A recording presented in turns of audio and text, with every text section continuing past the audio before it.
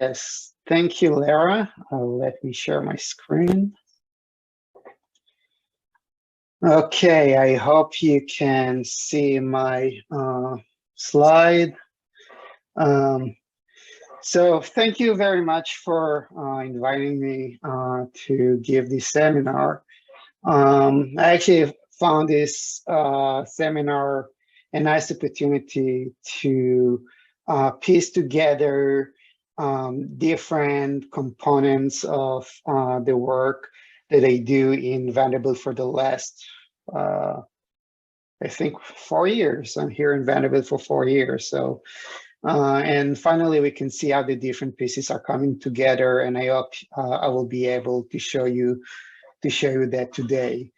Um, well, before I start talking about science, I will say a few things about myself and my path getting to Vanderbilt. So originally, I'm from Israel, and I decided to show you different stages in my life using I think, representative photos. So you can see the long hair from high school, and you can see the picture of me today. Without going into details, you can get into the scientific conclusion that during your career, you're using hair and you learn to dress better. But looking into details, so after high school, like most of the Israelis, I served in the military for 3 years.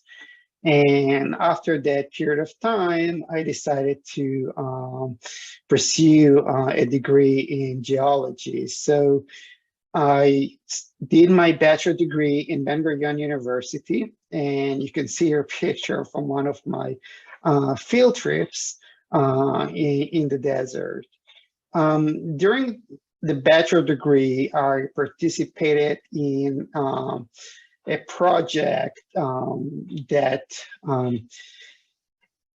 I think today it's had done by Israel and Jordan. I think they postponed it about the possibility of building what they call peace conduit, which is a water channel that allow water to flow from the Red Sea to the Dead Sea, and using the topography difference, the elevation difference to generate electricity.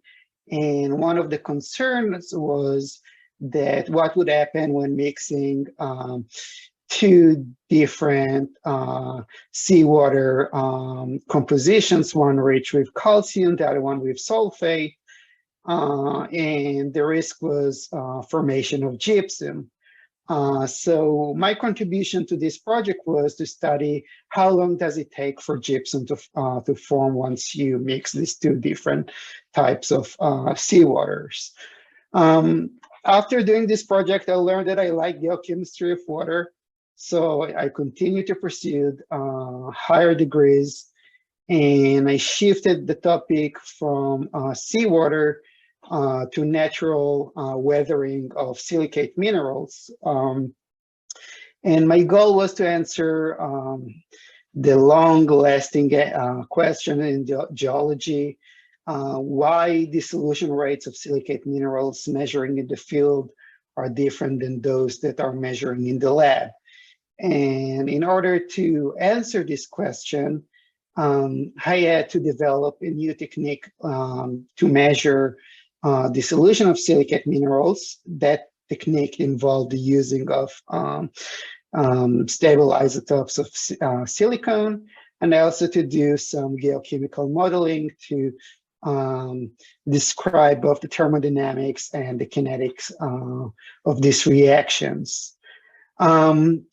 After finishing the PhD and before moving to Vanderbilt University for my postdoctoral fellowship, I did a short time in geomorphological lab, and there I built a new experimental apparatus to try to simulate in the lab the formation of mountain ranges using different tectonic regimes, which means that different uplift rates. That is the picture that you see in the center. This is the experimental apertures, and only recently the first paper from this work accepted for publication, so that excited too. So after that, I moved to Vanderbilt in the United States, and I got back to geochemistry. This time, instead of studying natural systems, I moved to systems that are oriented with radioactive waste disposal sites. And today I'm working on the 4 topics that you're seeing here. One is the modeling post-closure integrity and radionuclides contaminant of waste tanks in Hanford site. I work a lot on carbonate rock and cement interfaces, as well as modeling immobilization of mercury in contaminated soils and building debris at Oak Ridge with LERA. And the cherry on top of the cake is developing models using orchestra and LHXS. And today I will show you mostly my work on the carbonate rock cement interfaces and some of the modeling development with orchestra and LHXS. So why do we care about interfaces between cements and rocks? So cementitious materials are widely used in many applications, and especially for radioactive waste. It can be used to encapsulate waste forms. It's used for seals, engineered barriers, and also for construction. The issue is, or the reason of concern is that cements and the host rocks have different pore water composition, different mineral assemblage, and different physical properties. These differences creating gradients that facilitate diffusion of constituents between the 2 materials, and in turn altering the materials to something that is not necessarily a better material. It can lead to cement degradation or dissolution of the host rock. As a result, radionuclides can transport from the waste disposal site to the environment and create contamination. So I know it's probably going to be a long talk, so I give you the bottom line at the beginning, and that is that what I'm going to show you today is a generalized workflow for characterization and modeling of this kind of interfaces. And hopefully it's something that can be used for different interfaces following the footsteps that I'm going to show you. And also, I think it can be applicable for performance predictions for interfaces of argillite rock and cements existing or will be existing potential US repository systems. Also, the same method can be used to reduce the uncertainty on the interfaces when modeling the post-closure of Hanford waste tank systems. So I will not talk about everything. I will show you just a case study, part of the project that I'm working on with Professor Cosson and a lot with Autumn Taylor, which is a PhD student. This project is binational collaboration between the United States and Israel. Israel is being represented here by NRCN, and from the United States, the lead institutions are Vanderbilt University and Sandia National Laboratories. So the Israel Atomic Energy Commission is considering the possibility of using intermediate depth boreholes to store radioactive waste in the Negev desert. So here on the right, you can see a map of Israel. Israel is, I think, a little bit smaller than the state of Tennessee. And within Israel, they define an area in the southern part of the country, which is called Yamin Plain. It's within a desert where it's a suitable site within Israel for radioactive waste disposal site. The difference between this site to what I would call conventional sites other places around the world is that the available rocks for the site are carbonate rocks. Usually you would prefer crystalline rocks, clay, salt, or volcanic rocks, but in Israel, they are almost not available, or they're not available in area that is safe for this kind of facility. So the question is, if we don't know, if we don't have the knowledge of the interaction between carbonate rocks to cements, we need to do a characterization and study what will happen in the future when these two materials are interacting with each other. So the project goal is to characterize interactions of dope cement materials. We are working on two types of cements, low pH cement and SEM1, with carbonate geologic strata within the Mount Scopes groups. And the rocks that we are working on them are limestone, marl, chalk, oil shale, and two types of phosphorite rocks. One is high organic material, and the second one is low organic material. The specific objectives are to use laboratory experiments to characterize the reactions and transport of radionuclides and primary matrix constituents and the interface between carbonate rocks types and cementitious barriers. And second, demonstrate and benchmark multi-phase diffusion reactive transfer models for parameter estimation and simulate long-term interaction, considering potential intermediate depth borehole disposal. Phew. But while it sounds a lot, it will come together in the end. So how answering these questions can help design and the safety case for these intermediate depth boreholes? So understanding the dynamic of the interface will help for selection of a better cement formulation using the SEM1 and the low pH cement as the 2M members.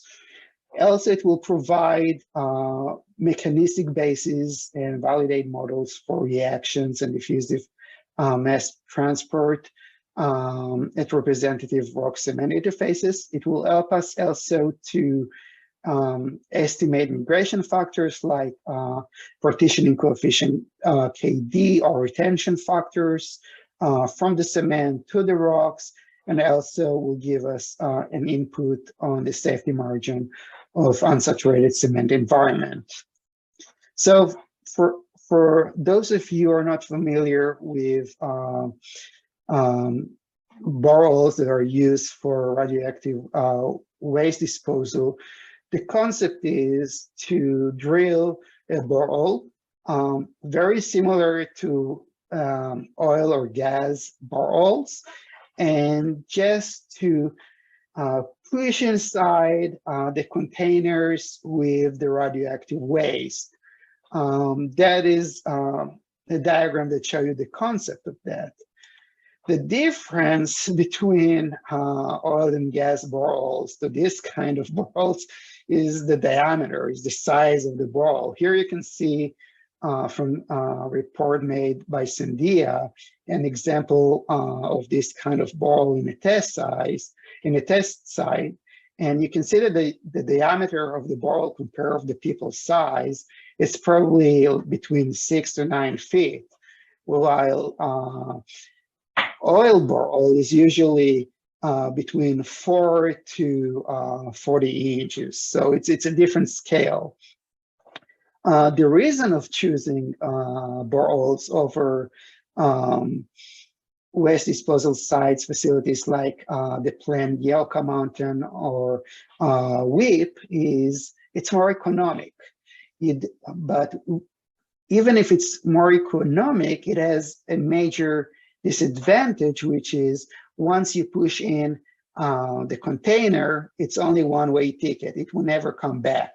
So if in the other sites you may want or need to move the waste for some reason, when you place the waste in the bowl, it's there for good.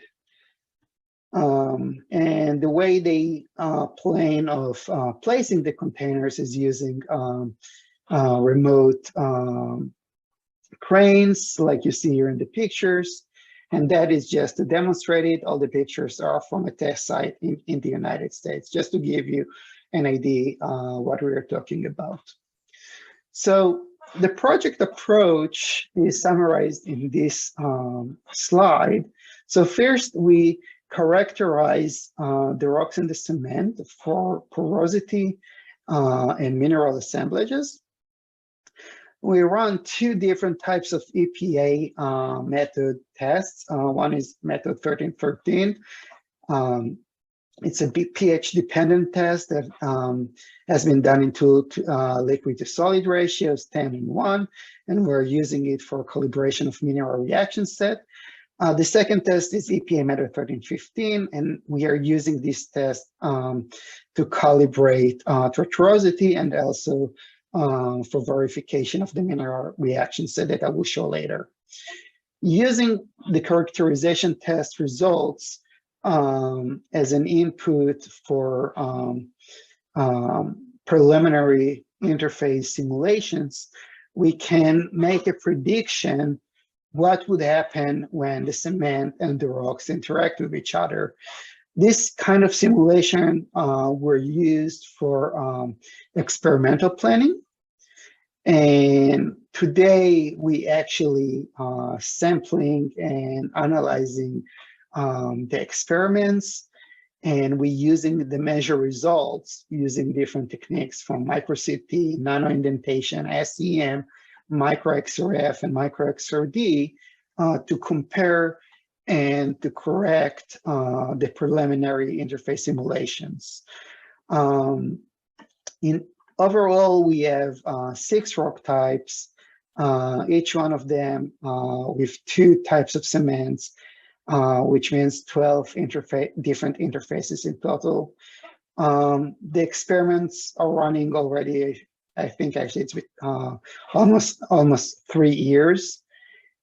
So there is a lot of data. Just a quick view how the samples look like here. You can see that the 2 cements on the top is the OPC paste, the same one. At the bottom is the low pH cement. On the right, you can see the different types of carbonate rocks. It's worth notice that the OPC paste look white. This picture was taken from the top. It's a top view, and the white layer that you see here, it's actually not the cement, it's carbonated cement. So most of the material that you see here is actually calcium carbonate. Some mineral assemblage characterizations. So we had done XRD for the different rocks, and you can see that for most of the rocks, the most dominant mineral phase is calcite, which is calcium carbonate. For the 2 phosphorite rocks, you can see high content of apatite, which is a mineral that contains phosphorus. The different rocks have wide range of porosity. The limestone has the lowest porosity, 7%, and some of the phosphorite rocks can have even a porosity of 35%. The, the first laboratory test that we had done was EPA method 1313. EPA method 1313 is a pH-dependent test designed to measure the available content of constituents over a wide range of pH. In this test, the sample is crushed into granular material and being added independently to different batches, each one with a different pH. Then we let the samples to react with the solution for 2 days, hopefully approaching close to equilibrium. This test was done in 2 different liquid to solid ratios, as I said, liquid to solid ratio of 10 and liquid to solid ratio of 1. And that is because when we learn when you run this kind of experiments in liquid to solid ratio of 10, if you have a trace phase in the solid material, it can be diluted in the large quantity of solution. So doing this test using a lower ratio allow us to actually detect these trace phases. The second reason, and I will show you in the next slide, we're using the liquid to solid ratio of 10 for model calibration, and then we try to predict the results of the liquid to solid ratio of 1, see if the calibration is valid or not. The extracts from these batches were analyzed using different instruments from ECP-OES, ICP-MS, analyzed for TOC and pH. Okay, here you can see the results of the test. Let's focus on one figure to understand what's going on here, and then we will look on the greater picture. So if we look on the top left on this figure shows you the concentration of calcium as a function of pH. The red dots are the results of the experiments at liquid to solid ratio of 10. The black are the results of liquid to solid ratio of 1. The dot that is surrounded with the open circle represents the pH value of the pore water without adding any acid or base. The blue shaded area represents the pH range between the expected pH of the pore water of the cement to the pH of the pore water of the rock. The blue line is a model prediction of the results of this test, and the prediction is being done by using the highest concentration that was measured in this test and let it to equilibrate with minerals that we are now existing in the limestone from XRD test. Also, when we see gaps, we try to guess what kind of mineral phases can bring the blue dashed line closer to the results of the experimental data. And then we repeat this process over and over again until we get the best match between the blue dashed line to the red dots. Sometimes we can use phases that not actually form in ambient conditions to get a better fit. Those phases are usually kinetically limited, which means their formation or dissolution under the experimental condition are too slow to happen, even though the thermodynamics show us that it can happen. These kind of phases are not being used for this modeling exercise. After getting the best fit, we use the same mineral assemblage to predict the concentration in the experiments at the liquid to solid ratio of 1. That is the green line. And here you can see the results on the left for calcium, for limestone, marl, and OPC paste, and on the right for silicon for the same material. And overall, you can see that there is a good agreement between the model prediction and the experimental results over orders of magnitude, wide range of concentration of orders of magnitude, and also a wide range of pH values. That is quite incredible, in my opinion. The second test that we were using to test the samples was EPA method 1315. EPA method 1315 is a mass transfer rate tank leaching test. In this test, we take a monolith from the rock. We mount it in epoxy with exposing only one surface, where, as you can see in the picture on the right. We place this sample in a batch, and into the batch we add, depending on the experiments, it can be deionized water or it can be a modified solution. Over time, we extract the solution from the batch and replace it with a fresh solution. And each time that we replace the solution, we measure the solution chemical composition for the different constituents.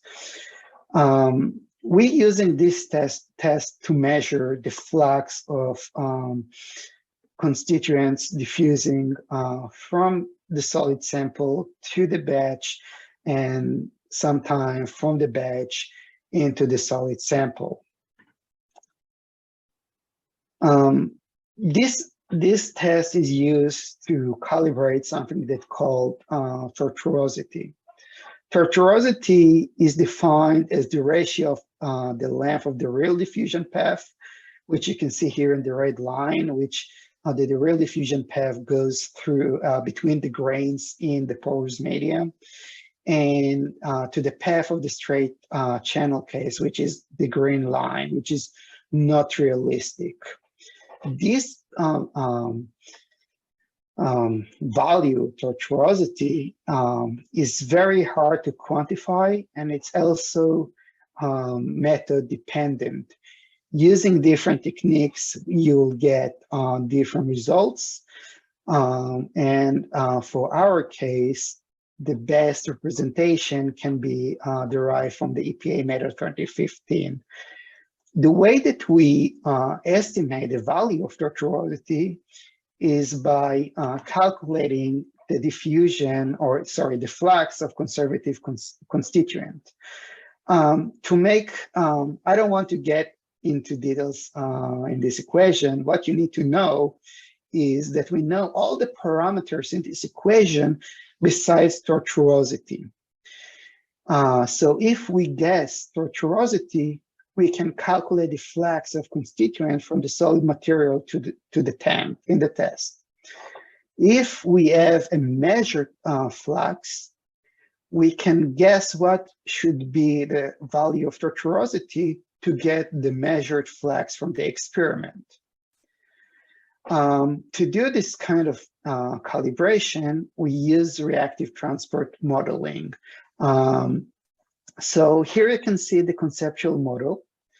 We have on the left a representation of the monolith, which is divided to different cells, and the transport of material between the different cells is allowed only by diffusion. On the right, you can see that only one surface of the monolith is in contact with the tank, and we allow diffusion of constituents between the monolith and the tank. We also replace the solution in the tank using the same schedule as the experiment in the lab. So overall, we simulated 133 days of experiment. We did it under saturated conditions using measured porosity. We assume that there are no fluxes at the boundaries, and we allowed only diffusion, and we used multi-ionic diffusion. The platform that was used to do this kind of simulation was LHXS Orchestra. It's a 1D model with 30 cells, and we assume that each one of the cells that you see here is well mixed. And obviously, we use the actual dimensions of the monolith from the experiment. So again, I will go slowly. Let's look on the first line of figures on the top. The red dots are the measured flux of conservative constituent. The x-axis is time, the y-axis is the flux. For the limestone, marl, and OPC paste, we identified that potassium and boron were conservative fluxes, conservative constituents, which means they are not, or not, their reaction there with the solids, it's negligible. They're almost not reacting with anything. So we know that the change in the flux is only influenced from the physical parameters and the concentration gradients between the solid material and the tank. The blue line is the model prediction after getting the best fit, which means that we did a guessing process of what would be the tortuosity value until we minimize the residuals between the difference between the experimental results and the model. You can see that we got a good agreement for all three materials. After calibrating the tortuosity, we wanted to verify that if we use this calibrated value combined with the mineral reaction set that we calibrated using the EPA method 2013, we can actually predict the flux of reactive constituents, for example, calcium or pH. And what you can see in the two lines of figures at the bottoms are independent prediction of calcium and pH over the course of the 13-15 test duration. So seeing that, we know that our calibration is a good representation of our material. So that is that was the characterization techniques that we were using to describe the materials. But as I said at the beginning, what we are really interested is the interface between the cement and the rocks. So taking the knowledge from the characterization techniques, we use it as an input for these interface simulations. And here you can see a conceptual models of this model. We start with two materials. One is a rock, the second one is a cement. And we assume that due to interaction between the two materials, the cement will be carbonated.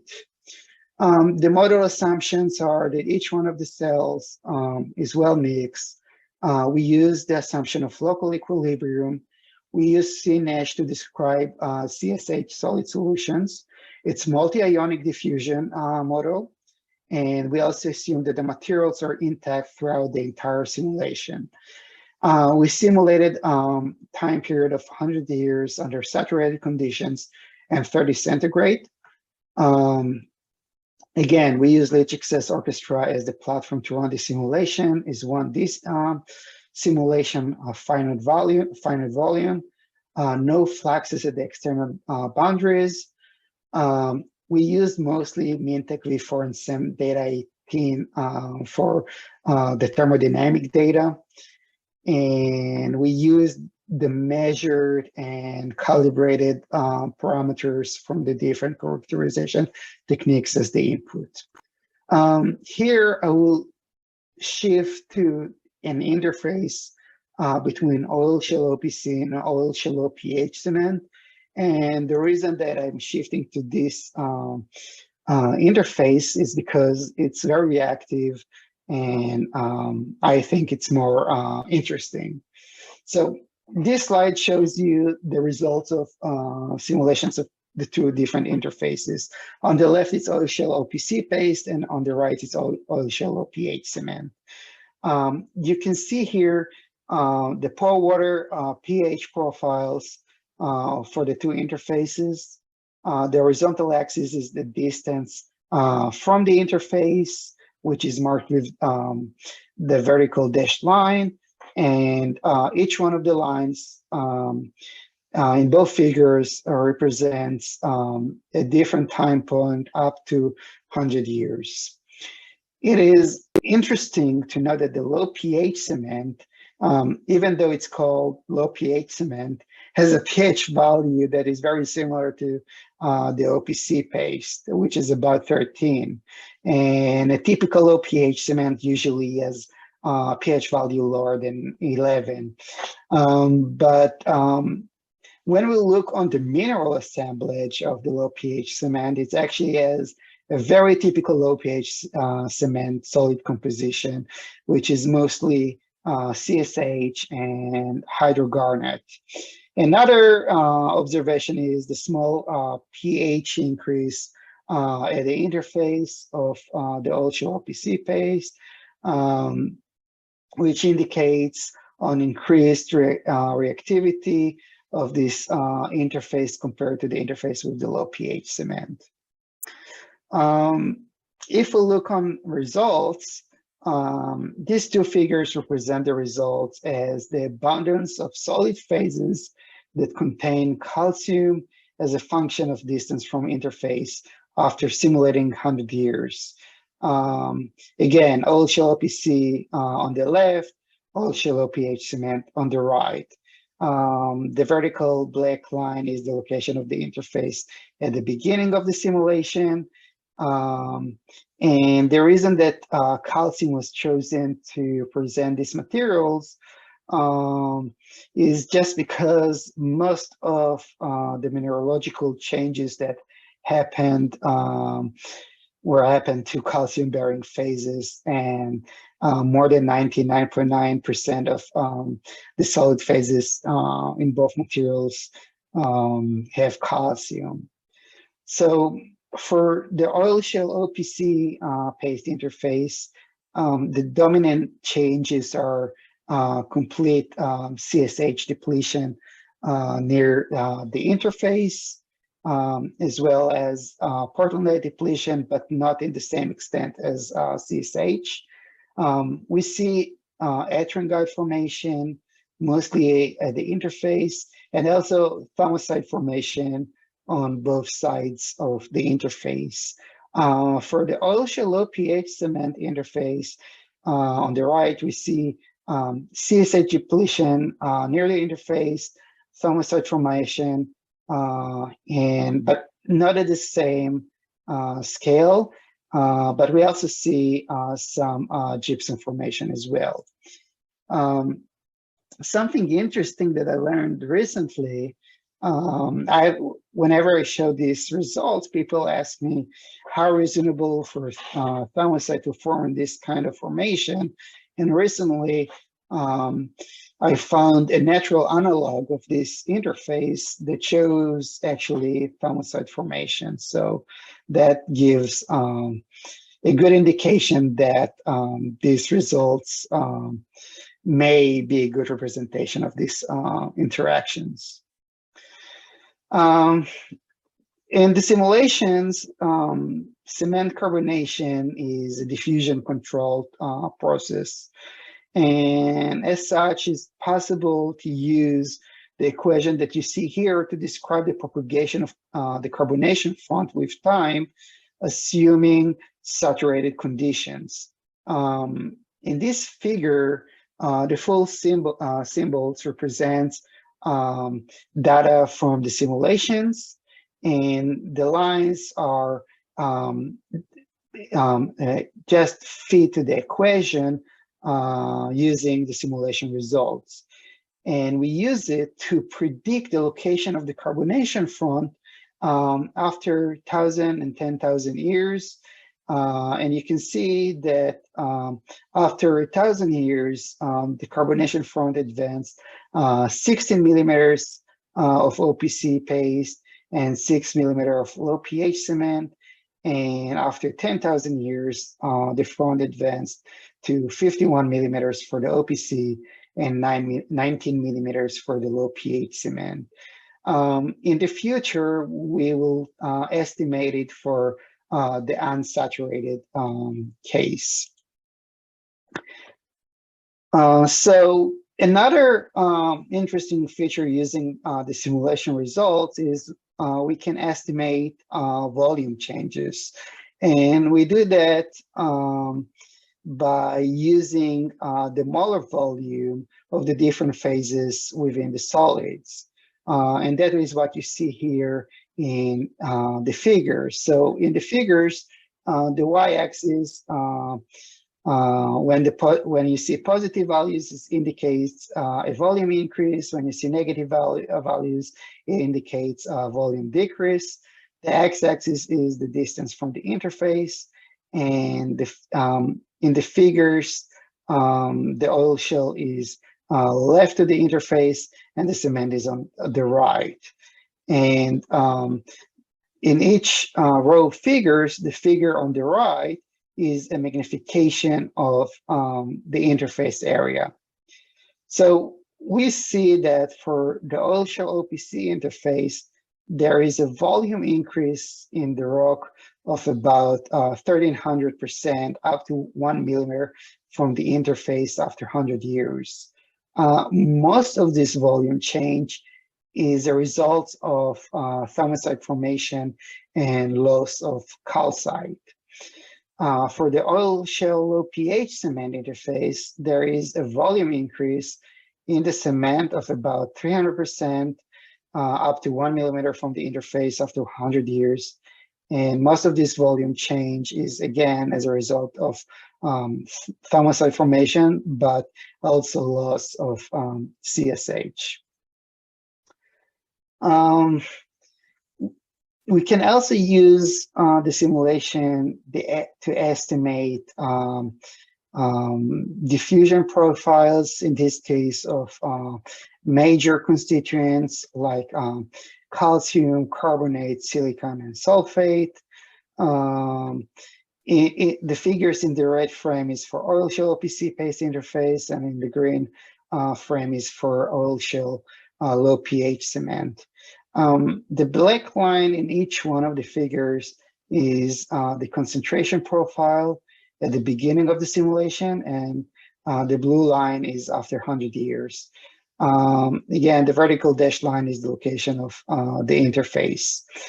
Overall, the diffusion distance in OPC paste is about 500 millimeter compared to about 100 millimeter in low pH cement. That is a result of higher tortuosity value and lower porosity of the low pH cement compared to the OPC paste. Now we will transition to a comparison of the oil shell OPC paste interface with marl OPC paste and limestone OPC paste interfaces. And the main differences between these rocks are summarized in the tables above the figures. Each one of the rocks has different carbonate concentration in the pore water and a different ratio between porosity and tortuosity. And the ratio between porosity and tortuosity is important because you can look at it as the resistivity of the rock, or the resistance for diffusion of constituents through the rock. And you can see that the values are increasing from the right to the left, from the limestone to the marl, and then to the oil shell. When we look on the solid phase distribution after simulating 100 years, we can see that in all three interfaces, there are Portlandite and CSH depletion in the OPC paste, we see formation of ettringite and hydrogarnets, and also thaumasite formation for the oil shale and the marl. However, the difference in the simulation results is the depth of the altered cement, and we can see it increasing from the right to the left, from the limestone to the marl to the oil shale. From these results, we can understand that the depth of altered cement is controlled by the pore water carbonate gradient and also the porosity to tortuosity ratio of the rocks. Again, we can plot it in the same way as I showed you before to estimate the long-term performance. We can estimate the location of the carbonation front after 1,000 and 10,000 years. And we can see that for the oil shale OPC paste, which is the most reactive interface, after 1,000 and 10,000 years, 16 and 51 millimeters of cement are carbonated. For marl, which is a little bit less reactive than the oil shale OPC paste, 14 and 43 millimeters of cement carbonated after 1,000 and 10,000 years. And for the limestone, we see that almost no carbonation occurred even after 10,000 years. After 10,000 years, it's about 4 millimeters of carbonated cement. And let's think if this result is reasonable. So limestone is widely used as an aggregate in concretes for a long time. It will not be a good aggregate if it will be very reactive with cements. So it does make sense that we get for the limestone the lowest reactivity compared to the other rocks. Another conclusion that we can get from these results is that when we look for a good host rock for this type of application, or if we look for a host rock that will be the least reactive with cement, we will look for host rock with the lowest pore water carbonate concentration and the lowest porosity to tortuosity ratio. So that is an important conclusion from all these simulations. But simulations are nice, but we must bound them in reality, in real world data. And as I mentioned at the beginning of the talk, we already cast interface experiments. In these experiments, the rock sample was cut to a 1-inch cube, and it was mounted in epoxy, where only the top face was exposed. The sample was placed in a 5 centimeter and high and 5 centimeters diameter PVC tube. And on top of the exposed rock, we cast cement and we let it to age at environmental chamber at 30 centigrade and 100% relative humidity. Then we used micro CT to monitor the progress of the experiment and also to choose a plan of cut for selected samples. After we sectioned the sample, we polished it. And during the polishing process, we measure the surface roughness of the sample to check if it's within the range that is applicable for nano indentation. And in the end, we image the sample with SEM, EDS, and we quantify the mechanical properties using triboindenter. So here you can see an example of micro CT data. This is a cross section of a 3D image. On the left is for limestone OPC, and on the right is OPC oil shale. The cement in both pictures is on the top.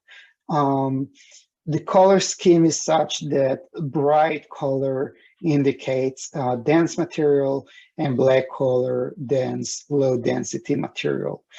If you see change in color near the interface that indicates that there is a change of density compared to the bulk material. Here are the results from the SEM. The pictures are backscatter electron images, and you can see the interface where the rock is at the bottom and the cement is on top of it, and the arrow marks the location of the interface. On the right is the same is image with calcium intensity data from EDS, and you can see a depletion of calcium between the interface and the bulk cement. The three images at the bottom are the same backscatter electron images, but without the rock, and the interface is located at the lower end of the image as the arrow marks. You can see calcium in blue, sulfur in yellow, and silicon in purple. In all of them, we see changes in concentration of these elements. Now we will move to the mechanical data. In order to get the micromechanical data, we used micro indentation, and in micro indentation, we do a scanning probe maps, which means that there is a small probe with a tip that is moving over the surface, and using a specified load, we can estimate the hardness and the reduced Young modulus of, in the case of microindentation, of several phases average, and in the case of nanoindentation, we can estimate it for a single phases. But what I'm showing you right now is microindentation, so it's averaging several mineral phases at the same time. So what you see here in the figure is a line scan of the reduced modulus for the limestone OPC paste interface. You can see that there is no significant change in the measured value of the reduced modulus between the OPC paste and the limestone. And that supports the modeling results that this interface is the least reactive from all of them. However, when we look on OPC oil shell interface, we can see a significant change in the reduced Young modulus between the OPC paste and the oil shell. And this transition is happening around 300 microns from the interface. To verify this observation, we made another two measurements. One far away from the interface, which is called your bulk. Two, in an area that is relatively close to the interface, but we think is not altered. And in the area that we think was carbonated. And you can see that after a lot of measurements, we can see a significant difference in the reduced Young modulus between the altered zone and the bulk material and non-altered zones. And on the right, you can see how the reduced Young modulus is shifting between to the bulk, from the bulk OPC from a value of about 40 to a value of about 20. So that also observed the indication, the results from the simulation. Another feature that we tried was to do mapping of the spatial distribution of the reduced Young modulus. And here you can see again, on the left is the oil shell, on the right, sorry, on the left is the OPC paste, on the right is the oil shell. And you can see that around 300 micron from the interface, we can see a gradual change in the values of the measured Young modulus, reduced modulus. So just to summarize everything, all the different interfaces that we quantified in the lab. So for oil shale, the modeling predicts alteration or carbonation zone layer with a thickness of about 400 micron from the interface. SEM EDS data shows alteration zone of 300 micron. And based on measured mechanical properties, we see also alteration zone of 300 micron. For the Marl, simulation indicates alteration zone between 20 to 40 micron. SEM data shows alteration zone of 50 micron, and we couldn't find any indication of changes in the mechanical properties using micro or nano indentation for the Marl.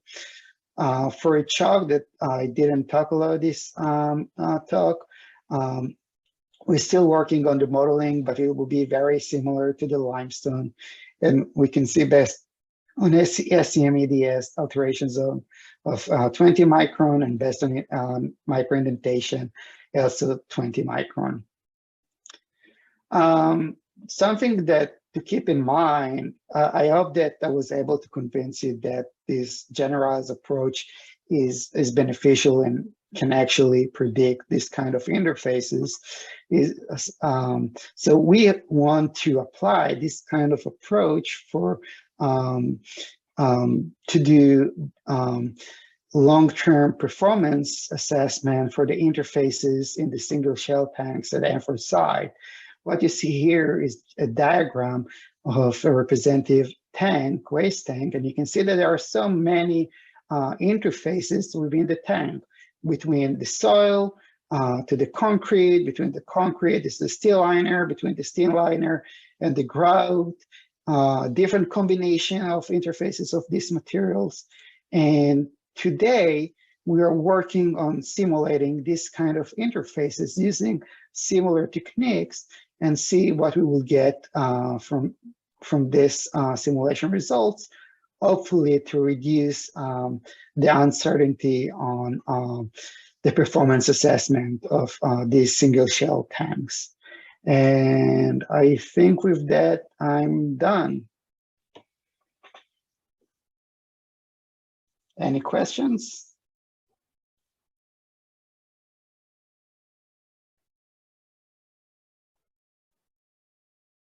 No.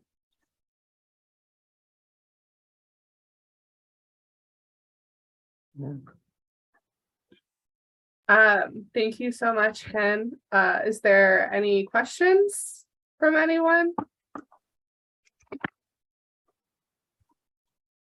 Hi, Dr. Gruber. I have a quick question, if that's okay. It's okay. Okay. You had mentioned previously that you had several cells when you were doing your diffusion analysis. How did you determine how many cells you included in your simulations? Was that determined by the software, or was there like a certain number you're like, okay, this is like the resolution you want, or something like that? So it's determined by several factors. One, I added more cells, so the boundary conditions will not affect the simulation results. So even though I'm showing you maybe few millimeters from the interface, the actual material, simulated material, has a thickness of a few meters.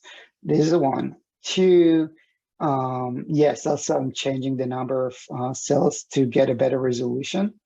However, I cannot increase, and I can increase to, and I cannot increase the number of cells and lower their size as much as I want, because if I decrease the size of the cell too much, I will not be able to assume local equilibrium after each time step in during the simulation. It will be kinetically limited reactions.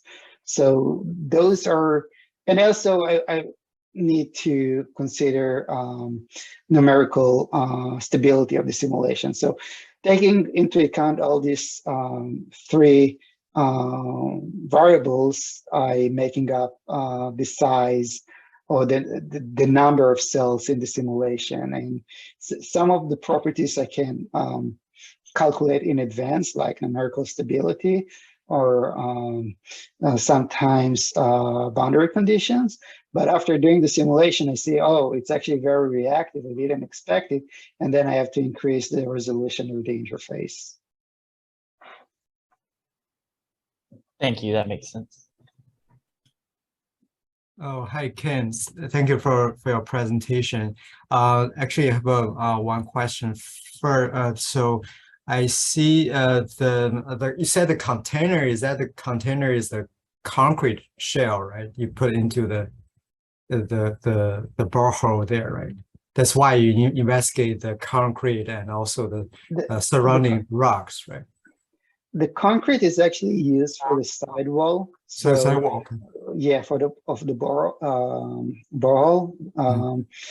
What is in the container? What is the container made of? I don't know. Oh, I see. This information was not disclosed. Okay. And also, you said the micro indentation. So I assume this is very deep borehole. And do you think if you put something very deep and the overburden stress can be some impact on that, like the mechanical property, something like that? Well, there is another group that's working on this kind of thing. I don't have an answer for that, but there is another. So there is another group in the project that is working on the mechanical properties. We giving only the micromechanical properties. So it's a good question. We have a meeting with that group into next month. So ask me in the end of next month, and I hope I will have an answer for you if they got to that point. I see. Okay. Well, thank you. Chen, I had a question in relation to the precipitation reactions that occur. Do we have an impression whether it's just filling the pores to some degree, and that it is actually a certain degree of pore blocking occurring, or don't you have an idea? I saw you show these figures with increased precipitation around the interface. How much of pore filling is occurring under those circumstances, and that may affect your diffusion rate substantially if there is pore blocking occurring? Very good question. So you can see here in the picture, interesting feature that we see in several samples. You can see this. It's not a crack. You see increasing porosity after some distance from the interface. So we see changes in porosity using SEM. Right now, we are trying to estimate the porosity. It's not an easy task. So there are changes. I cannot tell you if it's completely filling it or slightly filling it or increasing it. There are changes. Maybe in the average is the same, I don't know, but something is happening there for sure. Yeah. In the same time, recently we started to incorporate in these models volume changes, which change the porosity and in turn changing the tortuosity during the simulation. So right now it's work in progress. It's definitely going to affect it. But my guts tell me what you see, it's near interface phenomena. And when you talk about a large sample on the box sample, most of the sample or the rock or the cement will have the same values. The parameters will have the same value, same porosity, same tortuosity. So it will affect near the interface, but it will not change the overall picture. Okay. Interesting.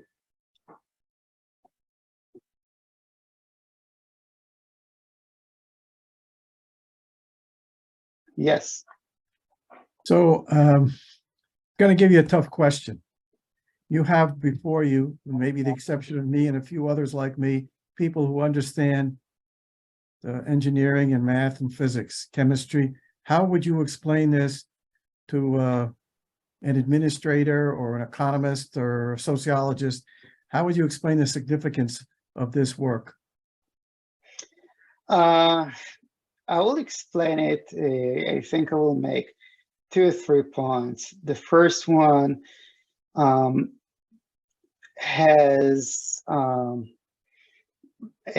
someone who making decisions. This kind of work can save you a lot of money by understanding the system and choosing the appropriate materials for constructing these systems, and also preventing contaminations of the environment. It will reduce the uncertainty. The second thing is when you go and explain why you're doing, why you're spending the money, and what not guarantees, but what is the logic behind it, you can say, look, this kind of models taking into consideration many environmental factors. This kind of models are the most realistic. They are not saying they are accurate representation of what happening in the field. What happening in the field, in the end, it's always a surprise, but it's the most realistic that I can. It's the most realistic simulation of this kind of systems compared to what existing today. Today, models that are used to do performance assessments are using simplistic assumptions, which are good as a conservative estimates, but they can cost a lot of money for everyone, for taxpayers or for the government. So I think those are the 2 key important messages for administrative people. It sounds like you're making a good start at a cost effectiveness argument, that these bonds can be helpful, getting us to a better decision and reducing the probability of a serious problem. Yes. But you're not claiming you don't sound like you're claiming too much for it. I'm conservative too. Yes, well, that's good. That's good. Okay. Good answer. And this is why I said, I am always cautious when these simulations are showing something that is in agreement with reality. It may be a coincidence, it may be not. And this is why I said that when a model is able to predict experimental results, it's a good representation. It doesn't mean that I know what's really going on there. Yeah.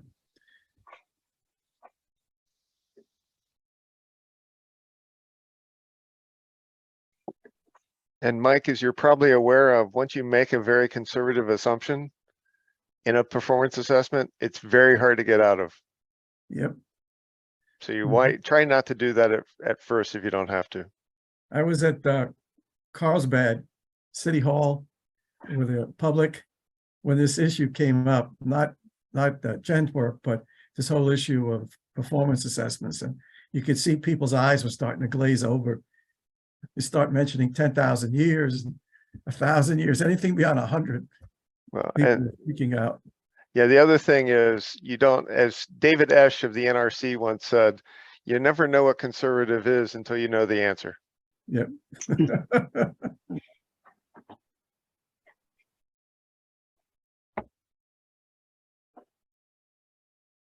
All right, are there any more questions for him?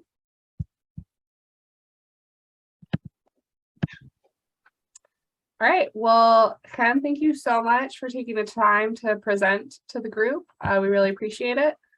And everyone have a great weekend. Thank you. You too. All right. Thank you, everybody. Yep. Bye-bye. Thanks, Chen. Thank you.